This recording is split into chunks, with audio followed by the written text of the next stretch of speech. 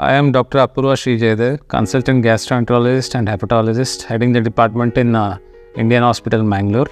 ಎಲ್ಲರಿಗೂ O P ಡಿಗೆ ಬಂದಾಗ ಸಾಕಷ್ಟು ಕ್ವಶನ್ಸ್ಗಳಿರ್ತದೆ. ಈ ಆಲ್ಕೋಹಾಲ್ ಇಂದ ಹೇಗೆ ಲಿವರ್ ಕಾಯಿಲೆ ಬರ್ತದೆ, ಎಷ್ಟು ಕುಡಿದ್ರೆ ಸೇಫು, ಎಷ್ಟು ಕುಡಿದ್ರೆ ಲಿವರ್ ಕಾಯಿಲೆ ಬರ್ತದೆ, ಅಥವಾ ಆಲ್ರೆಡಿ ಲಿವರ್ ಕಾಯಿಲೆ ಇರೋರು ಆಲ್ಕೋಹಾಲ್ ತೊಗೋಬೋದಾ, ಈ ಥರ ಸಾಕಷ್ಟು ಪ್ರಶ್ನೆಗಳಿರ್ತದೆ. ಮೊದಲನೇದಾಗಿ ಒಂದು ಮನುಷ್ಯ ಯಾವಾಗಲಾದ್ರು ಆಲ್ಕೋಹಾಲ್ ಸೇವನೆ ಮಾಡಿದ್ರೆ, ಅಂದರೆ ನಾರ್ಮಲಿ ನಮ್ಮ ಭಾಷೆಯಲ್ಲಿ ಏನು ಹೇಳ್ತೀವಿ, what is safe is 1 standard drink for female and 2 standard drinks for male, it is considered to be safe. ಇದು ಬರೀ ಅಕೇಶ್ನಲಿ ತೊಗೊಂಡ್ರೆ ಒಳ್ಳೆಯದು. ಅದೇ ನೀವು ಕಂಟಿನ್ಯೂಸ್ ಆಗಿ ಮೋರ್ ದೆನ್ ದಿಸ್, ಈ ಏನಂತ 2 ಸ್ಟ್ಯಾಂಡರ್ಡ್ ಡ್ರಿಂಕ್ಸ್ ಫಾರ್ ಮೇಲ್ ಅಥವಾ 1 ಸ್ಟ್ಯಾಂಡರ್ಡ್ ಡ್ರಿಂಕ್ ಫಾರ್ ಫೀಮೇಲ್ ಇದೆ, ಅದಕ್ಕಿಂತ ಜಾಸ್ತಿ ತೆಗೆದುಕೊಂಡ್ರೆ over a period of 8 to 10 years ಲಿವರ್ನ ಹಾಳಾಗುವಂಥ ಚಾನ್ಸಸ್ ಜಾಸ್ತಿ ಇರ್ತದೆ. ಮತ್ತು ಅದು ನಾವು ನಮ್ಮ ಭಾಷೆಯಲ್ಲಿ ಹೇಳ್ಬೇಕಂದ್ರೆ ಸಿರೋಟಿಕ್ ಡೋಸೇಜ್ ಆಫ್ ಆಲ್ಕೋಹಾಲ್ ಅಂತ ಕರಿತೀವಿ. ವೇರಾಸ್ ಅದೇ ಡೋಸ್ನ 5 ವರ್ಷದವರೆಗೂ ತೊಗೊಂಡ್ರೆ ಪ್ಯಾಂಕ್ರಸ್ ಹಾಳಾಗುವಂಥ ಚಾನ್ಸಸ್ ಇರ್ತದೆ. So always be aware that more than 2 standard drinks in male or 60 to 80 grams of alcohol per day, ಅಥವಾ more than 1 drink in female, that is around 20 to 40 grams of alcohol, more than 20 grams of alcohol per day definitely is going to affect. So alcohol not only the amount as well as duration also important, and what type of alcohol you are consuming. ಆಗಲೇ ಹೇಳಿದ್ರಿಂದ major ಆಗಿ alcohol ಕನ್ಸಂಪ್ಷನಿಂದ liver as well as pancreas effect ಆಗ್ತದೆ. Liver ಬಗ್ಗೆ ಮಾತಾಡೋದಾದರೆ, if you are consuming more than 80 grams per day, so what is going to happen, ಏನಾಗ್ಬೋದು? ಲಿವರಲ್ಲಿ usually 2 ಥರ, ಆಲ್ರೆಡಿ ಎಕ್ಸಿಸ್ಟಿಂಗ್ ಲಿವರ್ ಡಿಸೀಸ್ ಇದೆಯಾ ಇಲ್ವಾ.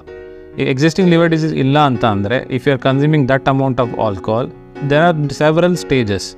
ನಾನು ಹೇಳ್ಬೇಕಂದ್ರೆ ನಮ್ಮ ಭಾಷೆಯಲ್ಲಿ ಒಂದು ಆಲ್ಕೋಹಾಲಿಕ್ ಫ್ಯಾಟಿ ಲಿವರ್ ಆಗ್ಬೋದು, ಆಲ್ಕೋಹಾಲಿಕ್ ಹೆಪಟೈಟಿಸ್ ಆಗ್ಬೋದು, ಆಲ್ಕೋಹಾಲಿಕ್ ರಿಲೇಟೆಡ್ ಸಿರೋಸಿಸ್ ಆಗ್ಬೋದು, ಅಥವಾ ಆಲ್ಕೋಹಾಲ್ ರಿಲೇಟೆಡ್ ಹೆಪಟೋಸೆಲ್ಯುಲರ್ ಕಾರ್ಸಿನೋಮಾ ಆಗ್ಬೋದು. These are the various stages.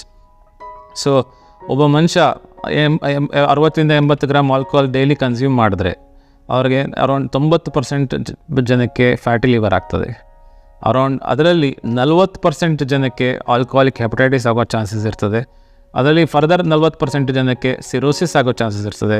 ಆ 40% ಯಾರು ಸಿರೋಸಿಸ್ ಆಗ್ತಾರೆ, ಅಂದರೆ ಲಿವರ್ ಸೆಲ್ ಡೆತ್ ಆಗ್ತದೆ, ಅವರಲ್ಲಿ ಎವ್ರಿ ಇಯರ್ 5% ಚಾನ್ಸಸ್ ಡಿಕಂಪನ್ಸೇಷನ್, ಅಂದರೆ ನಮ್ಮ ಭಾಷೆಯಲ್ಲಿ ಹೇಳ್ಬೇಕಂತಂದರೆ ಲಿವರ್ ಫೇಲ್ ಆಗೋ ಚಾನ್ಸಸ್ ಇರ್ತದೆ ಎವ್ರಿ ಇಯರ್.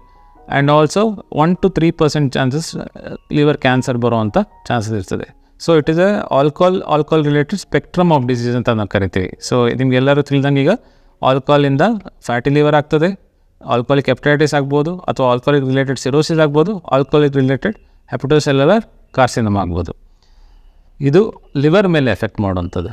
ಅಥವಾ ಪ್ಯಾಂಕ್ರಿಯಾಸ್ ಮೇಲೆ ಬಂದರೆ, ಆಗಲೇ ಹೇಳಿದೆ, more than 2 standard drinks in male and more than 1 standard drink in female, ಅದು ಕೂಡ over daily for over a period of more than 5 years ತೊಗೊಂಡ್ರೆ, ಕನ್ಸ್ಯೂಮ್ ಮಾಡಿದ್ರೆ, chances of pancreatitis is very high. So ಕೆಲವರು ಕೇಳ್ತಾರೆ question, sir ನಾವು ಯಾವತ್ತೂ ಕುಡ್ದಿಲ್ಲ, ಒಂದೇ ಸರಿ ನಾನು 2 ದಿನ 3 ದಿನ ಕುಡ್ದೆ, ಅದಕ್ಕೆ ನಮ್ಮ ಭಾಷೆಯಲ್ಲಿ ಬಿಂಜ್ ಆಲ್ಕೋಹಾಲ್ ಡ್ರಿಂಕಿಂಗ್ ಅಂತ ಕರಿತೇವೆ. ಬಿಂಜ್ ಆಲ್ಕೋಹಾಲ್ ಡ್ರಿಂಕಿಂಗ್ ಮಾಡಿದ್ರೆ ಪ್ಯಾಂಕ್ರಿಯಾಟಿಸ್ ಆಗೋದಿಲ್ಲ, ಇದು ರಾಂಗ್ ಕಾನ್ಸೆಪ್ಟ್.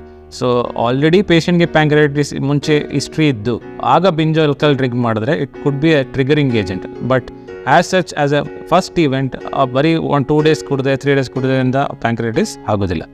ಸೊ ಪ್ಯಾಂಕ್ರಿಯಾಟಿಸಲ್ಲಿ ಪೇಷಂಟ್ಗೆ ಒಂದು ಅಕ್ಯೂಟ್ ಪ್ಯಾಂಕ್ರಿಯಾಟಿಸ್ ಕೂಡ ಆಗ್ಬೋದು, ಆ ಅಕ್ಯೂಟ್ ಪ್ಯಾಂಕ್ರಿಯಾಟಿಸ್ ರಿಲೇಟೆಡ್ ಕಾಂಪ್ಲಿಕೇಶನ್ಸ್ ಆಗ್ಬೋದು, ಅಥವಾ ಆಲ್ಕೋಹಾಲ್ ಕ್ರಾನಿಸಿಟಿ, ಅಂದರೆ ತುಂಬ ದಿನ 5 ವರ್ಷಕ್ಕಿಂತ ಕಂಟಿನ್ಯೂಸ್ ಡೈಲಿ ತಗೋತಾ ಇದ್ದರೆ 60 to 80 ಗ್ರಾಮ್ ಇನ್ ಮೇಲ್ಸ್, ಅಥವಾ ಮೋರ್ ದೆನ್ 20 grams ಫಾರ್ ಫೀಮೇಲ್ಸಲ್ಲಿ ತೊಗೊಂಡ್ರೆ ಕ್ರಾನಿಕ್ ಪ್ಯಾಂಕ್ರಿಯಾಟಿಸ್ ಕೂಡ ಆಗ್ಬೋದು, ಅದರಿಂದ ರಿಲೇಟೆಡ್ ಕಾಂಪ್ಲಿಕೇಶನ್ಸ್ ಬರ್ಬೋದು.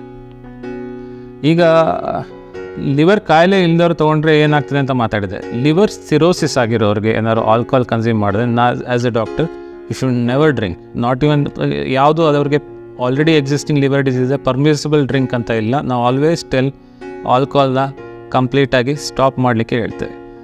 ಸೊ ವೆನೆವರ್ ಆಲ್ಕೋಹಾಲ್ ತೊಗೊಂಡಾಗ ಪೇಷಂಟ್ಗೆ ಸಿಂಪ್ಟಮ್ಸ್ ಏನು ಬರ್ಬೋದು ಅಂತ ಕೇಳಿದ್ರೆ, ಜನರಲೈಸ್ಡ್ ವೀಕ್ನೆಸ್, ಹೊಟ್ಟೆ ನೋವು, ಅಥವಾ ಕೆಲವರಿಗೆ ಫ್ಯಾಟಿ ಲಿವರ್ ಅಂದರೆ ರುಟೀನಾಗಿ ಗೊತ್ತಾಗೋದಿಲ್ಲ. ಸ್ಕ್ಯಾನ್ ಮಾಡಿದಾಗ ಬೇರೆ ಬ್ಲಡ್ ಟೆಸ್ಟ್ ಸ್ಕ್ಯಾನ್ ಮಾಡೋಕ್ಕೆ ಬಂದಾಗ ಸ್ಕ್ಯಾನ್ ಮಾಡಬೇಕಾದ್ರೆ ಗೊತ್ತಾಗ್ಬೋದು ಫ್ಯಾಟಿ ಲಿವರ್ ಉಂಟಂತ, ಅದಕ್ಕೆ ರಿಲೇಟೆಡ್ ಟ್ರೀಟ್ಮೆಂಟ್ ತೊಗೋತಾರೆ. ಇಲ್ಲ ಪೇಷಂಟ್ಗೆ ಡೆವಲಪ್ಡ್ ಆಲ್ಕೋಹಾಲಿಕ್ ಹೆಪಟೈಟಿಸ್ ಅಂದರೆ ಅವ್ರಿಗೆ ಹೊಟ್ಟೆ ನೋವು ಬರ್ಬೋದು, ಜ್ವರ ಬರ್ಬೋದು, ಜಾಂಡೀಸ್ ಬರ್ಬೋದು. ಜಾಂಡೀಸ್ ಸ್ವಲ್ಪ ಜಾಸ್ತಿನೇ ಇರ್ಬೋದು. ಸೊ ಈ ಸಿಮ್ಟಮ್ಸ್ ಇದ್ದರೆ we think of alcoholic hepatitis. ಅದಕ್ಕೆ ಬೇಕಾದ ಟ್ರೀಟ್ಮೆಂಟ್ ಮಾಡಬೇಕಾಗ್ತದೆ. Whereas further advance liver cirrhosis ಆದರೆ we always see for liver cell failure signs. ಈಗ ಟಾಪ್ ಟು ಬಾಟಮ್ ಒಂದು ಸುಮಾರು ಲಕ್ಷಣಗಳು ಕಾಣ್ತದೆ. ಫಾರ್ ಎಕ್ಸಾಂಪಲ್ ಕಣ್ಣಲ್ಲಿ ಜಾಂಡೀಸ್, ಪೆರಿಟೆಡ್ ಗ್ಲ್ಯಾಂಡ್ ಸ್ವೆಲ್ಲಿಂಗ್ ಅಥವಾ ಡಿಪ್ಯೂಟರಸ್ conjunctiva, palmar erythema, gynaecomastia, loss of secondary sexual hairs ಅಥವಾ ಟೆಸ್ಟಿಕ್ಯುಲರ್ ಅಟ್ರೋಫಿ, ಮಸಲ್ ವೇಸ್ಟಿಂಗ್ ಮತ್ತು ಅಸೈಟಿಸ್, ಸ್ಪೀಡಲ್ ಎಡಿಮಾ, ಇದೆಲ್ಲ ಸೈನ್ಸ್ ಆಫ್ ಪೋರ್ಟಲ್ ಹೈಪರ್ಟೆನ್ಷನ್ ಎಲ್ಲ ನೋಡ್ಬೋದು. ಇದೆಲ್ಲ ಲಿವರ್ ರಿಲೇಟೆಡ್ ಸಿರೋಸಿಸ್ ಆಗಿದ್ರೆ, ಆಲ್ಕೋಹಾಲ್ ರಿಲೇಟೆಡ್ ಸಿರೋಸಿಸ್ ಆಗಿದ್ದರೆ. ಅದೇ ಕ್ಯಾನ್ಸರ್ ಆಗಿದ್ದರೆ ಒಟ್ಟು ಎಕ್ಸಾಮಿನ್ ಮಾಡಬೇಕಾದ್ರೆ ಅಥವಾ liver may be enlarge in size, tumour ಗೆಡ್ಡೆ ಕೈಗೆ ಸಿಗ್ಬೋದು, ಆ ಥರ ಎಲ್ಲ ಆಗ್ಬೋದು. ಅಥವಾ ಕ್ರಾಸ್ ಅಸೈಟಿಸ್ ಇರ್ಬೋದು, along with other liver cell failure features ಇರ್ಬೋದು. So these are the usually symptoms where it comes. ಕೆಲವರು ಕೇಳ್ತಾರೆ, ಡ್ರಿಂಕ್ಸ್ ಮಾಡೋದ್ರಿಂದ ಸಡನ್ನಾಗಿ ಸ್ಟಾಪ್ ಮಾಡಿದ್ರೆ ಏನಾಗ್ತದೆ ಸರ್ ಅಂತ. Drinks over a long duration ತೊಗೋತಾ ಇರ್ತಾರೆ, ತುಂಬ ಹೈ ಅಮೌಂಟಲ್ಲಿ ಆಲ್ಕೋಹಾಲ್. ಸಡನ್ನಾಗಿ ಸ್ಟಾಪ್ ಮಾಡಿದಾಗ ಅದಕ್ಕೆ ನಾವು ಆಲ್ಕೋಹಾಲ್ ವಿಡ್ರಾಲ್ ಸಿಮ್ಟಮ್ಸ್ ಅಂತ ಕರಿತೀವಿ. ಸಡನ್ ಸ್ಟಾಪ್ ಮಾಡಿದಾಗ patient may be irritable, restless, aggressive ಆಗ್ಬೋದು, ಅವ್ರಿಗೆ ಆಲ್ಟರ್ಡ್ ಸೆನ್ಸರಿ ಹೋಗ್ಬೋದು, ಕೆಲವು ಟೈಮ್ ಫಿಟ್ಸ್ ಕೂಡ ಬರ್ಬೋದು. ಇದಕ್ಕೆ ನಾವು ಆಲ್ಕೋಹಾಲ್ ರಿಲೇಟೆಡ್ ಸೀಜರ್ಸ್ ಅಥವಾ ವಿಡ್ರಾಲ್ ಸಿಮ್ಟಮ್ಸ್ ಅಂತ ಹೇಳ್ತೀವಿ. ಅಂಥವ್ರಿಗೆ ಮೆಡಿಕಲ್ ಅಟೆನ್ಷನ್ ಬೇಕು. ಅವ್ರಿಗೆ ಅಡ್ಮಿಟ್ ಮಾಡಿ ಕಂಪ್ಲೀಟ್ ಅಬ್ಸ್ಟೆನ್ಸಲ್ಲಿಟ್ಟರೆ 3 ರಿಂದ 5 ದಿನದಲ್ಲಿ ಅವರು ಸರಿ ಆಗ್ತಾರೆ. ಇಲ್ಲ ಕೆಲವರಿಗೆ ಆಲ್ಕೋಹಾಲ್ ಡಿಪೆಂಡೆನ್ಸ್ ಸಿಂಡ್ರೋಮ್ ಇದ್ದರೆ ಕರೆಕ್ಟಾಗಿ ಸೈಕಾಲಜಿಸ್ಟ್ ಅಥವಾ ಸೈಕ್ಯಾಟ್ರಿಸ್ಟ್ನ ಮೀಟ್ ಮಾಡಿಸಿ ಅವ್ರಿಗೆ ಕೌನ್ಸ್ಲಿಂಗ್ ಮಾಡಿ ಅವ್ರಿಗೆ ಆಲ್ಕೋಹಾಲ್ನ ಅಬ್ಯೂಸ್ ಮಾಡೋದನ್ನ ಸ್ಟಾಪ್ ಮಾಡೋಂಥ ಸಾಕಷ್ಟು ಮೆಡಿಸಿನ್ಸ್ ಉಂಟು. ಕ್ರೇವಿಂಗ್ನ ಕಮ್ಮಿ ಮಾಡೋಕ್ಕೆ ಮೆಡಿಸಿನ್ ಉಂಟು. ಕರೆಕ್ಟಾಗಿ ಕೊಟ್ಟರೆ ಆಲ್ಕೋಹಾಲ್ನ ಸ್ಟಾಪ್ ಮಾಡೋಂಥ ಚಾನ್ಸಸ್ ಇರ್ತದೆ. ಅದರಿಂದ ರಿಲೇಟೆಡ್ ಲಿವರ್ ಪ್ರಾಬ್ಲಮ್ ಆಗೋದಾಗಲಿ ಅಥವಾ ಪ್ಯಾಂಕ್ರಿಯಾಸ್ ಪ್ರಾಬ್ಲಮ್ ಆಗೋದಾಗಲಿ ಪ್ರಿವೆಂಟ್ ಮಾಡ್ಬೋದು. ನಾನು ಏನು ಹೇಳೋದಂದರೆ ನನ್ನ ಮಾತಿನಲ್ಲಿ ಆಲ್ಕೋಹಾಲ್ ತೊಗೊಳ್ಳೋದ್ರಿಂದ ಇಲ್ ಎಫೆಕ್ಟ್ಸ್ ಜಾಸ್ತಿ ಇರೋದ್ರಿಂದ ಆದಷ್ಟು ಆಲ್ಕೋಹಾಲ್ನ ತೊಗೊಳ್ಳೋದು ನಿಲ್ಲಿಸಬೇಕು. If anybody if it is safe, liver ಕಾಯಿಲೆ ಇಲ್ಲ ಅಂತ ಅಂದರೆ 2 standard drinks, usually 60 to 80 grams, that is permissible for males. 1 standard drinks in female, that is around 20 grams. ಅದಕ್ಕಿಂತ ಜಾಸ್ತಿ ಡ್ಯೂರೇಷನ್ ಆಲ್ಸೋ ಮ್ಯಾಟರ್ಸ್. ಅದಕ್ಕಿಂತ ಜಾಸ್ತಿ ಕುಡಿದ್ರೆ, ಡೈಲಿ ಕುಡಿದ್ರೆ ಅಥವಾ 5 ವರ್ಷ ಅಥವಾ 10 ವರ್ಷ ಕುಡಿದ್ರೆ ಲಿವರ್ ಮತ್ತು pancreas definitely going to get affected. So liver ಕಾಯಿಲೆ, ಪ್ಯಾಂಕ್ರಿಯಾಸ್ ಕಾಯಿಲೆ ಇಲ್ದವರು ಪರ್ಮಿಸಿಬಲ್ ಲಿಮಿಟ್ ಕೂಡ ಉಂಟು. ಬಟ್ ಆದರೆ ಲಿವರ್ ಕಾಯಿಲೆ ಇರೋರಿಗೆ ಅಥವಾ ಪ್ಯಾಂಕ್ರಿಯಾಸ್ ಕಾಯಿಲೆ ಇರೋರಿಗೆ ಬಿಂಜ್ ಡ್ರಿಂಕಿಂಗ್ ಮಾಡೋದಾಗಲಿ ಅಥವಾ ಆಲ್ಕೋಹಾಲ್ ಅಷ್ಟು ಅಮೌಂಟಲ್ಲಿ ಕನ್ಸ್ಯೂಮ್ ಮಾಡೋದಾಗಲಿ ನಮ್ಮ ಪ್ರಕಾರ ಕಂಪ್ಲೀಟಾಗಿ ಆಬ್ಸ್ಟೆನ್ಸ್ ಮಾಡಬೇಕು. ಆಲ್ಕೋಹಾಲ್ನ ಮುಟ್ಟಬಾರ್ದು. So anybody having liver disease, complete abstinence of alcohol is required. ಸಾಕಷ್ಟು ಇದೆ ಹೇಳಲಿಕ್ಕೆ, ಬಟ್ ಈ ಸಣ್ಣ ವಿಡಿಯೋದಲ್ಲಿ ನಾನು ಇಷ್ಟೇ ಹೇಳೋದು, alcohol is not good for health. Majority of things they are reducing the amount. Still ತುಂಬ ಜನಕ್ಕೆ ಕನಸಿರ್ತದೆ. ಅದರಿಂದ ಈ ಒಂದು ಸ್ಮಾಲ್ ವಿಡಿಯೋ ಮುಖಾಂತರ ಎಷ್ಟು ಪರ್ಮಿಸಿಬಲ್ ಲಿವರ್ ಕಾಯಿಲೆ ಇಲ್ದರೋರಿಗೆ and complete abstinence for patient was having a liver disease or pancreatic disease ಅಂತ ಹೇಳ್ತಾ ನಂದೆರಡು ಮಾತುಗಳನ್ನು ಮುಕ್ತಾಯ ಮಾಡ್ತೇನೆ. Thank you.